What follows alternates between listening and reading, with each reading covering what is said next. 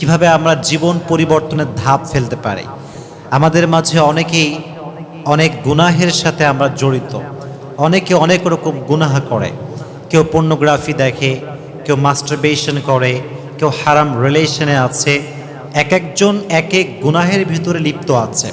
So আজকে আমরা জানবো আমাদের জীবনের এই যে গুনাহের ধারাটা আমরা আছি, এখান থেকে ফিরে এসে আমরা কিভাবে জীবনটা পরিবর্তন করতে পারি এবং আমরা কিভাবে এই স্টেপটা নিতে পারি, এটা নিয়ে আমরা কিছু কথা বলবো ইনশাআল্লাহ।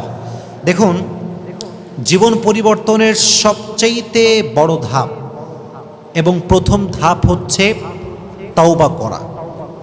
তওবার অর্থ হচ্ছে আমি যে গুনাহটা করছি আল্লাহ তাআলাকে এটা বলে দেওয়া যে আল্লাহ, আমি যা যা করেছি এটার জন্য আমি অনুতপ্ত এবং আমি এটা কমিটমেন্ট দিচ্ছি যে নেক্সট টাইম এই গুনাহটা আমি আর করব না।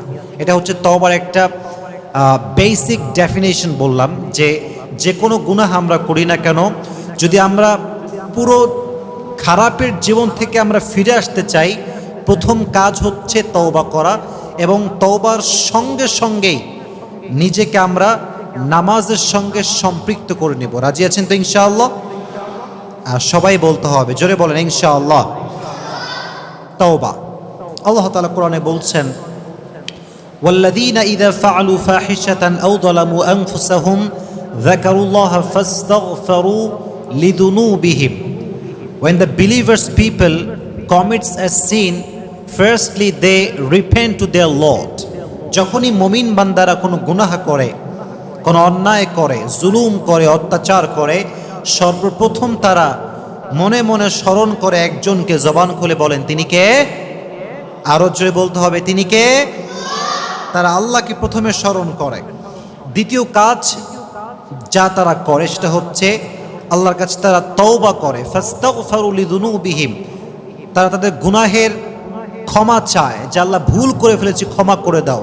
আর আল্লাহ বলছে, যখন বান্দা আমার কাছে ক্ষমা চায়, ইন্নাল্লাহা ইয়াগফিরু যুনুবা জামিআ, বান্দা তওবা করার সাথে সাথেই আমি আল্লাহ তাআলা বান্দার জীবনের সমস্ত গুনাহ খাতাকে মাফ করে দিই। পড়েন সুবহানাল্লাহ। তাহলে আমাদের ফার্স্ট স্টেপটা হচ্ছে তওবা করা, আর 2 নাম্বারটা হচ্ছে এটার সঙ্গে কানেক্টেড, যে আমরা তওবা করার সাথে সাথে যদি আমরা বেনামাজি হয়ে থাকি তখন থেকে আমরা নামাজি হয়ে যাব। কারণ নামাজ, দেখেন আমার চোখে চোখ রাখেন, আমরা মাঝে মাঝে গুনাহ করি। তো যখন আমরা গুনাহ করে ফেলি, শয়তান বড় মারাত্মক, খুব চালাক। শয়তান ধোঁকা দেয় যে তুই তো এখনই পর্নোগ্রাফি দেখে তুই আবার নামাজ পড়বি, তুই তো এখনই গুনাহ করলি আবার নামাজে যাবি, দরকার নাই, তুই ঘুমিয়ে থাক, শুয়ে থাক। শয়তান ধোঁকা দেয়। কিন্তু নামাজটা হচ্ছে এমন একটা জিনিস, ইন্নাস সালাতা তানহা আনিল ফাহশাই ওয়াল মুনকার ওয়াল বাগ। এই নামাজ যে বান্দা পড়ে, কন্টিনিউয়াসলি পড়ে, এই নামাজটা একদিন বান্দাকে সমস্ত গুনাহ, অন্যায়, অত্যাচার থেকে বাঁচিয়ে আল্লাহর খাঁটি বান্দা হিসেবে কবুল করে নেয়। সুবহানাল্লাহ পড়ায়। এজন্য নামাজ পড়ার কোনো বিকল্প নেই। আমরা প্রথমেই তওবা করব, তওবার সঙ্গে সঙ্গে আমরা নামাজের সঙ্গে সম্পৃক্ত হয়ে যাব। এটা হচ্ছে প্রথম স্টেপ। সেকেন্ড যে স্টেপ সেটা হচ্ছে, দেখুন, একটি কথা মাথায় রাখবেন, কোনো গুনাহের থেকে আমরা পরিপূর্ণ একদিনে ফিরে আসতে পারবো না। কোনো মানুষ কখনো এক লাফ দিয়ে গাছের আগায় উঠতে পারে না, গ্রাজুয়ালি উঠতে হয়, আস্তে আস্তে উঠতে হয়। মনে করেন you are addicted about pornography, আপনি পর্নোগ্রাফির নেশায় আসক্ত, এত বেশি আসক্ত যে আপনি অলওয়েজ এটা দেখে দেখে অভ্যস্ত হয়ে গিয়েছেন। তো আপনি যে তওবাও করে ফেলেন, আপনি শুরুতেই একদম পরিপূর্ণ সব কিছুর থেকে বের হয়ে আসতে পারবেন না। বারবার এটার অ্যাট্রাকশন মাথায় কাজ করবে। ফর অ্যান এক্সাম্পল, আপনার একটা হারাম রিলেশনশিপ আছে এবং যেই মেয়ের সাথে আপনার হারাম রিলেশনশিপ আছে, আপনি তার প্রতি খুব বেশি আসক্ত, খুব বেশি মায়া। তো আপনি যখন ব্রেকআপ করেছেন আল্লাহর জন্য, যে আমি ফিরে আসলাম, আমি কখনো এটার সঙ্গে ইনভলভ হব না, দেখবেন আপনি শুরুতে সম্পূর্ণ পারবেন না, কারণ এটার সঙ্গে আপনি পরিপূর্ণ কানেক্টেড। সো কী করতে হবে? মাথায় রাখতে হবে যে একদিনে পরিপূর্ণ ভালো হওয়া সম্ভব না, আস্তে আস্তে গ্রাজুয়ালি আমরা হব। হাদিসে এসেছে, নবীজি বলেছেন, কুল্লু বানি আদম খাতা, ওয়া খায়রুল খাতাঈনা তাওয়াবুন। প্রত্যেকটা বনি আদম ভুল করবে, প্রত্যেকটা বনি আদম অত্যাচার করবে, জুলুম করবে, কিন্তু সবচাইতে উত্তম সেই বনি আদম, সেই মানুষ উত্তম যে মানুষ ভুল করে এবং তওবা করে।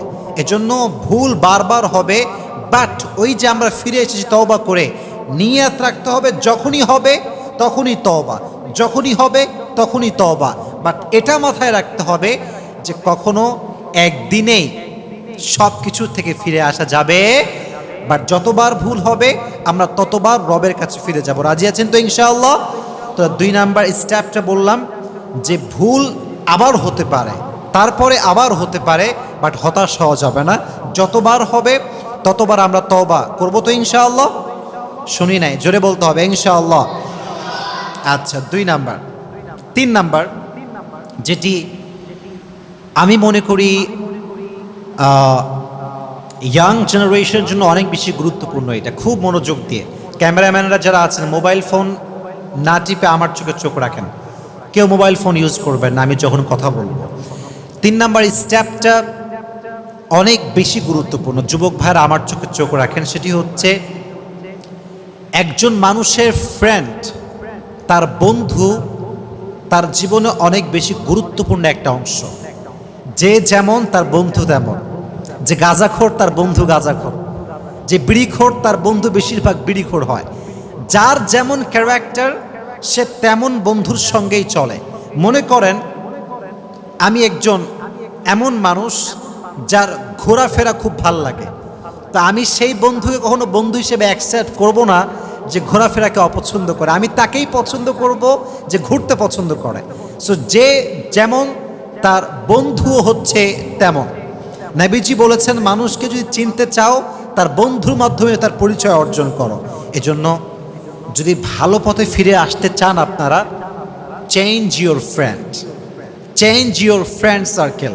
যারা নামাজ পড়ে না, যারা সুদ খায়, ঘুষ খায়, যারা আজীবন পর্নোগ্রাফিতে আসক্ত ছিল আজও আছে, গাঁজাখোর, মদখোর, এদের সঙ্গে কোনো বন্ধুত্ব থাকা যাবে না। কারণ যত বন্ধু আপনার ভালো হবে আপনাকে দিনের পথে আসতে সাহায্য করবে একজন। জবান খুলে বলেন তিনি কে? আল্লাহ আপনাকে সাহায্য করবেন। এজন্য আপনি যদি দিনের পথে পরিপূর্ণ ফিরে আসতে চান, বন্ধু পরিবর্তন করেন। আপনার বন্ধু হবে সেই বন্ধু যে বন্ধু আপনাকে নামাজের দিকে ডাকবে। আপনার বন্ধু হবে সেই বন্ধু যে আপনাকে নারীর দিকে নয় বরং হারাম থেকে বের হয়ে আসতে সাহায্য করবে। আপনার বন্ধু হবে সেই বন্ধু যে বন্ধু আপনাকে দাড়ি রাখলে ক্রিটিসাইজ করবে না, বরং আপনার বন্ধু হবে সেই বন্ধু যে দাড়ি রাখলে আপনাকে আরও বেশি মোটিভেট করবে। এরকম বন্ধু রাখার দরকার আমাদের সবার আছে না নাই? আমরা এরকম ভালো বন্ধু বানাবো। আর মেয়েদেরকে বলছি, আপনারা আপনাদের যেই মেয়ে বন্ধু আছে, ফর অ্যান এক্সাম্পল একজন নারী পর্দা করে, পুরো হেজাব সে মেনটেন করে।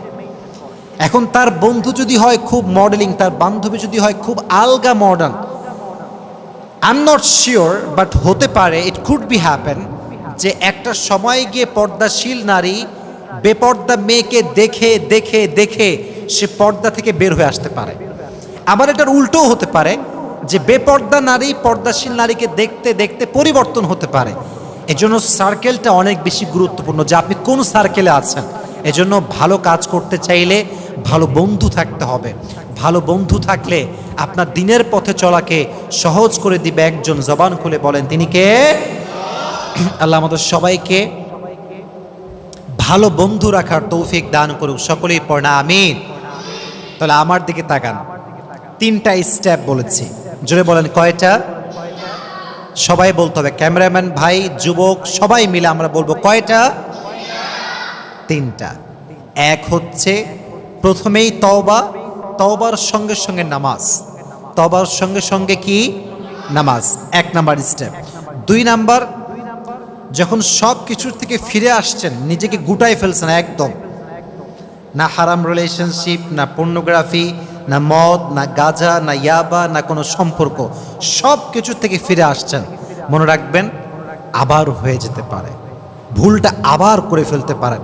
মনে রাখতে হবে ভুল হতে পারে, বাট আমরা স্থির থাকবো না। যখনই হবে আবার তওবা, আবার হয়েছে আবার তওবা, বাট একটা গুনাহের মাঝে স্থির থেকে যাওয়া যাবে না। রাজি আছেন তো ইনশাআল্লাহ? আর সর্বশেষ বলেছিলাম যে কথাটা, সেটা হচ্ছে আমাদের ফ্রেন্ড সার্কেল পরিবর্তন করতে হবে। বন্ধু যত ভালো, মানুষ তত ভালো হতে পারে। আমার বাড়ির লোক যদি খারাপ হয়, আমি খুব সহজে ভালো হতে পারবো না। এজন্য আশেপাশের ফ্রেন্ড সার্কেল আমরা পরিবর্তন করবো তো ইনশাআল্লাহ। কথা কয় না, জোরে বলেন ইনশাআল্লাহ। এটা হচ্ছে প্রথম ইস্যু, যে ইস্যুটা আমরা কথা বললাম, যে how to take the life changing step. জীবন যদি পরিবর্তন করতে চান, এই তিনটা ধাপ সবাই নেবেন তো ইনশাআল্লাহ। মাশাআল্লাহ, সবাইকে কবুল করুক, সকলেই মন খুলে পড়া আমিন।